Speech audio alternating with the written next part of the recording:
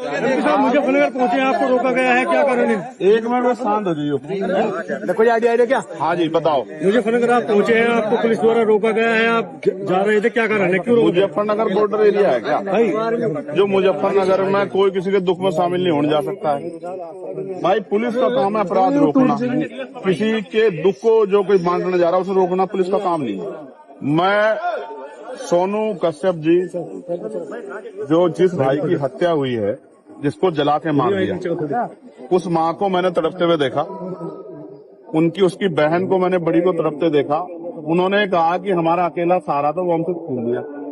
मैं भाई का फर्ज निभाने के लिए, उनके आंसू पूछने, एक बेटा बनने के लिए वहां जा रहा था। ये मेरा फर्ज भी है। चुनाव के समय तो हर कोई जाता है वोट मांगने के लिए, तमाम तरह की मीठी मीठी बातें करने के लिए। दुख में जो साथ खड़ा वही अपना होता। मैं अपना होने का फर्ज निभाने जा रहा था, मगर मुझे पता लगा कि यहाँ अचानक से हमारे सम्मानित जो अधिकारी, उन्होंने ट्रैक्टर ट्रॉली रोक के वो मेरे सामने आ गए। अब वो मुझसे कह रहे हैं कि आप नहीं जा सकते। मैं ये पूछना चाहता हूँ कि भाई क्यों नहीं जा सकता हूँ? घटना यहाँ की नहीं है, घटना मेरठ में हुई है। क्या किसी परिवार को उत्तर प्रदेश में, जो पिछड़े वर्ग का परिवार है, कमजोर वर्ग का परिवार है, क्या उसको सांत्वना देना भी अपराध हो गया?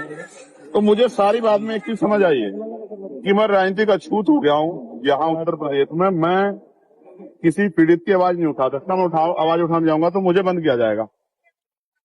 इसका एक तरीका मेरी समझ में आया, मैं इनको रास्ता बता रहा हूँ कि जैसे पिछली बार मुझे गोली लगी थी 23 में, मेरी ये हत्या करवा दे पुलिस वाले मिलकर सारे सरकार के साथ।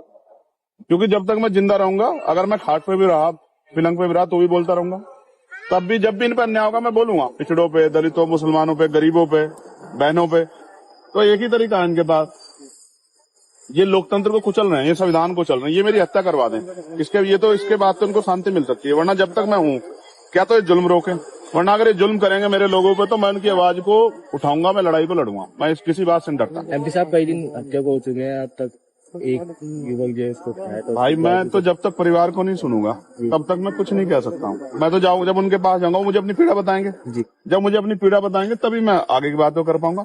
मैंने तो डिमांड की थी कि इस परिवार को कम से कम 50 लाख रुपए का मुआवजा मिले जी। क्योंकि देखो मेरी बात सुनो, आप भी पत्रकार साथियों, अगर आपके साथ कोई दुर्घटना हो, आपके बच्चों को क्या होगा भाई? कमाने वाला था वो चला गया, उसकी बुजुर्ग माँ, उसका क्या होगा? 10 दिन तो सब आएंगे। तो उसको 50 लाख रुपए मदद दो, एक सरकारी नौकरी मिले जी। और सबसे इम्पोर्टेंट है इस घटना की सीबीआई जांच हो, यही मांग उठा रहे हो। अब आप पीड़ित के यहाँ जाएंगे या यहाँ से वापस जाएंगे? आप बताओ मुझे। मैं जैसे आगे बढ़ूंगा तो मीडिया वाले कहेंगे पुलिस वाले लड़ रहे हैं, तो मैं शांति से बड़े अधिकारियों को कह रहा हूँ कि वो मुझे अपनी गाड़ी में ले चलें जी, मोटरसाइकिल पे ले चलें। मैं अपने सब साथियों को वहीं रुके, मैं अकेला आदमी जाकर उनकी बात सुन के और उसको आगे आपके सामने बता दूं। इसके अलावा बताओ रास्ता क्या है लोकतंत्र में? अगर लोकतंत्र में चुनाव प्रतिनिधि जनता के बीच नहीं जाएगा और वो दिक्कत है कि नेता जाते नहीं है, मैं जा रहा हूं तो मुझसे दिक्कत ये है कि वो क्यों जा रहा है। तो भाई और लोगों की मदद नहीं करना चाहता, मैं तो करना चाहता हूं, तो मुझे फांसी चढ़ा दो, यही रखता है इनके पास। मेरा कोई अपराध हो तो आप बता दो भाई, मुजफ्फरनगर के पत्रकार साथी, मेरा कोई अपराध हो क्या? किसी के दुख में जाना, कल आपके कुदरत न करे आपके यहाँ दुख हो जाए, अगर आपके यहाँ कोई दुख में आता है उसको रोक लिया जाए, कैसा संदेश जाता है? तो जाएंगे लौटेंगे यार। मैं आदमी बड़ा स्पष्ट हूँ, मैं कानून का पालन करता हूँ, संविधान का।